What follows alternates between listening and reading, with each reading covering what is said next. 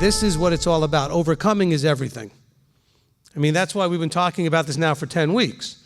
Because we read in Revelation, and we're going to read again at the very end of the study, we're going to go through those verses again, how it's to the one who overcomes, everything it is that you wanted, that you're looking forward to, that you've desired, is attached to that. It says, to the one who overcomes will be given to eat of the tree of life. We'll be able to sit at the right hand and be by his throne. We'll be able to, all of the things you want will not taste the second death. Whatever it is, everything's connected to overcoming.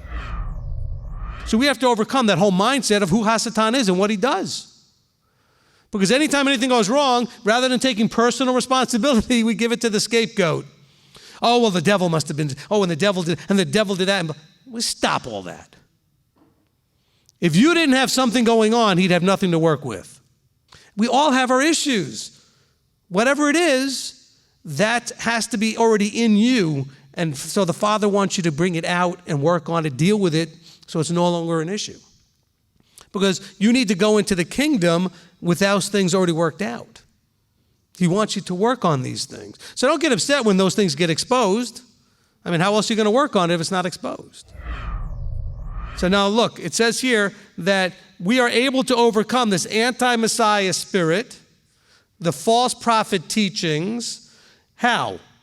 Well, first we have to understand that he who is in us is greater than he who is in the world. But we also understand that in John 14 he says, if you love me and guard my commands, I'm going to send you this helper, this spirit that's going to bring to remembrance all things. Are you embracing fully who he is? 1 John in chapter 2, and he says, those who say they know him and don't guard his commands are liars, and the truth is not in them. And Yeshua is not in them, and the life is not in them, the light is not in them, the word is not in them. They're all interchangeable. So when we say, look, if you say you know him, that's a relational thing. And then we look at 1 John 4, he says, little children, he says, they are of the world, verse 5, therefore they speak of the world. In other words, that's where they are. That's what they're embracing. They know the world. They have a relationship with the world. If you don't have a relationship with him, but you have a relationship with the world, guess what? You're susceptible to all this stuff. You have to have a relationship with him. You have to know him. And if you know him, he says, look, if you love me, keep my commandments. If you know him, you know that's what he feels. That's his heart. He says, if you love me, if you know me and you love me, you'll do what I said. You'll guard my commands. Why? Because my commands are going to bless you and they're going to keep you safe and they're going to change you from what you are into what I am. Because he says, look, nor an unclean one is getting in. He says they have no inheritance in the reign. By the way, did he mention salvation in there anywhere? Nope. Because this has nothing to do with salvation. It has to do with reward. And this is, again, a problem that people get all confused. They confuse salvation and reward. One makes the other possible. They are not synonymous. You need to prove, because you need to walk in the light, that the fruitless works of darkness really are fruitless works of darkness. So the word reprove is badly translated there. If you look it up in Strong's, you'll see confute, and you go, I don't know what that means. What's confute? So you look that up and you find out to prove to be wrong. To prove to be wrong. So let's fill that in better as a definition where it says, look, he says, and have no fellowship with the fruitless works of darkness, but rather prove them to be wrong. Prove them to be wrong. Why? Because if you prove it to be wrong, you're not going to want to do them anymore. See, the problem is, I can tell you, the book can tell you, Yeshua can tell you that something is a fruitless work of darkness, but until you embrace it as really being a fruitless work of darkness, you're not going to then take action and act upon that. So you need to confute it. You need to prove it to be wrong so that you'll no longer desire it, no longer walk in it, no longer do it, no longer embrace it, whatever it is. So let's understand that word there. And so those inside the camp are called Israel and no longer walk like those outside the camp. Those outside the camp are disobedient and do whatever they want and justify it and rationalize it and are authorities unto themselves. Those inside the camp are submissive to the authority of Elohim. You are slaves to whom you serve. But most of you want to only serve yourself. And in doing so, you're really serving the adversary. Now, if he's not imitating Messiah, then don't imitate him. If I'm not imitating Messiah, don't imitate me. Okay? So that's the caveat there. So again, this is all in the how do we overcome? How about look for someone to imitate? And stop, this is a futility of the mind thing. Stop this whole, well, the Ruach teaches me directly, I don't need anybody. And I've gotten in trouble with this because people misquote me, so I'm going to say it real clearly here. The Ruach is your teacher. Okay, the teacher that is in you. But that teacher is used to confirm what the physical person that Abba's led you to is teaching you to do. You still are working through people.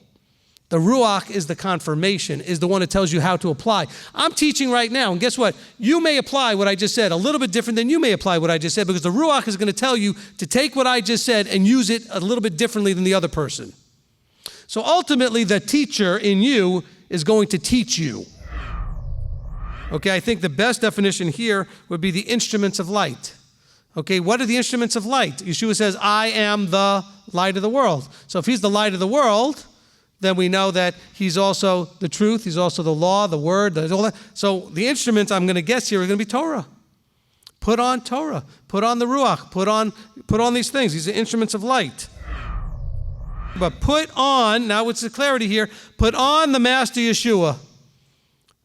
So what are you going to do? Go find a Yeshua suit and put it on? I mean, what does this mean? Okay? No. So how do you put on the Master Yeshua?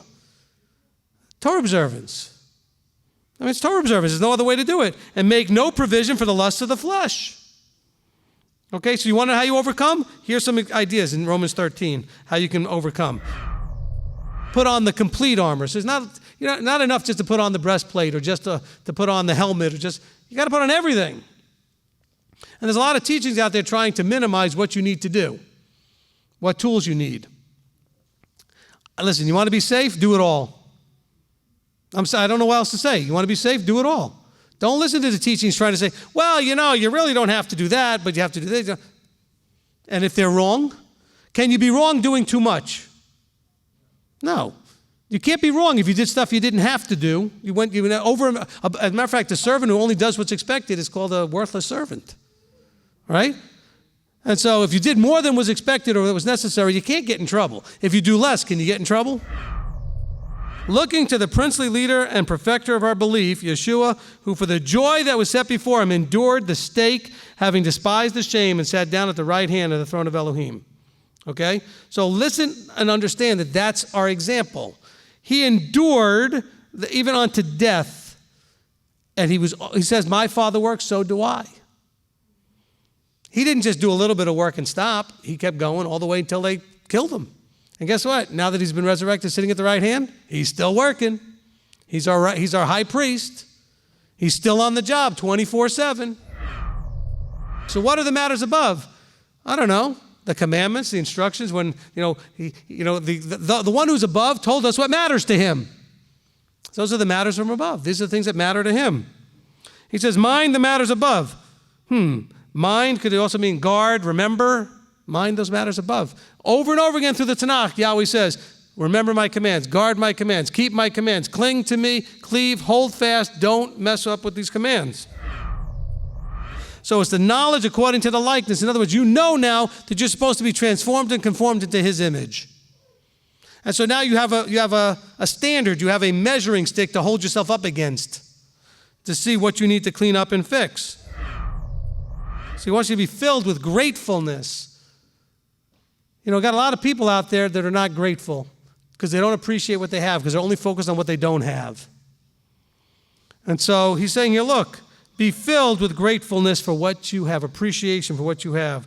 Let the word of Messiah dwell in you richly, teaching and admonishing one another in wisdom, in all wisdom, singing with pleasure in your hearts to the Master in psalms and songs of praise and spiritual songs. And whatever you do in word or deed, do all in the authority, the name of the Master Yeshua, giving thanks to Elohim the Father through him.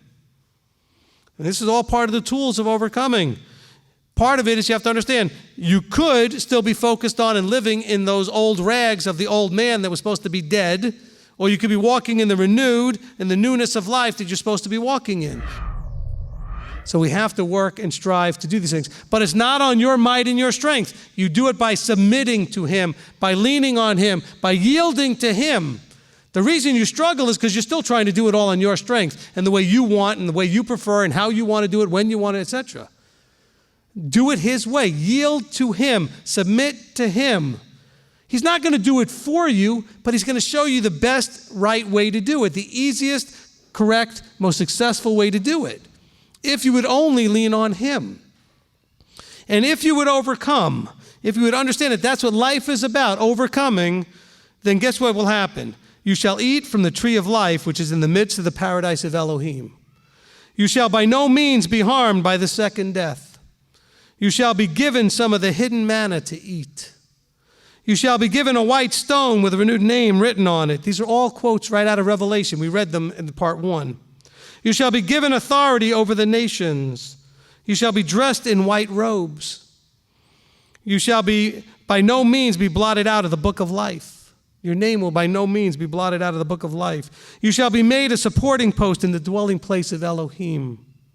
You shall be given to sit with Yeshua on his throne. And last, but above all, you shall inherit the new heaven and the new earth and be children of the living Elohim.